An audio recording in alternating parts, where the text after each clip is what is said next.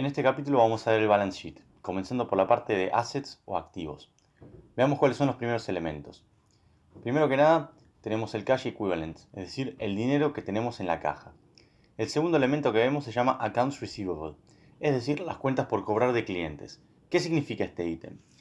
Cada vez que vendemos un producto, emitimos una factura al cliente, y el cliente tiene una determinada cantidad de días para pagarnos.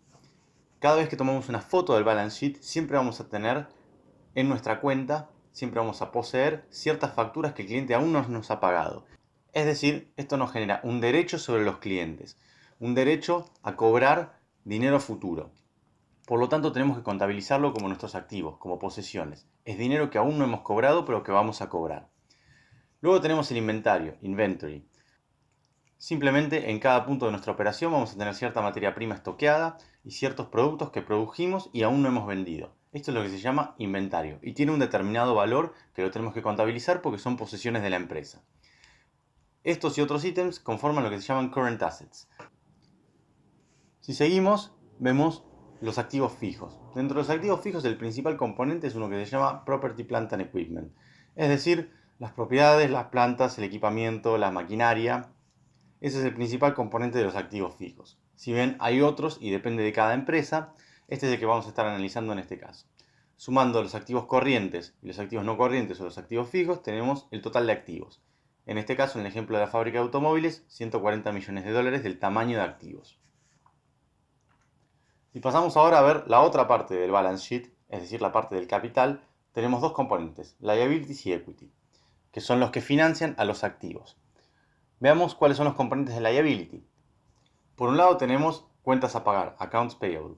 Esto significa que cada vez que nosotros le compramos a un proveedor, el proveedor nos da una factura y por lo tanto el proveedor tiene derecho a cobrarnos a nosotros. Es decir, es una deuda que nosotros tenemos con el proveedor y por lo tanto tenemos que contabilizarlo como si fuera una deuda.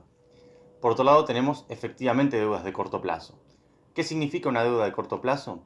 Cada vez que tomamos una foto de balance sheet, las deudas de corto plazo vencen en menos de un año. Es decir, tenemos que repagar esa deuda en un término menor a un año.